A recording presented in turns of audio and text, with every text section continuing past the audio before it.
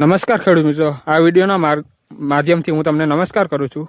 હું અમૃત મુછડિયા આજ પીઆઈ અને કૃષિભાઈ વતી તમને સૌને નમસ્કાર કરું છું. આજે આપણે એવા પ્રગતિશીલ ખેડૂતની વાડીએ આવીએ છીએ જે પીઆઈની બધી પ્રોડક્ટ વાપરે છે. તો ચાલો એમના મુખ્યથી જ જાણીએ કે એમનું રિઝલ્ટ ને શું છે. સૌપ્રથમ તમારો પરિચય દેજો.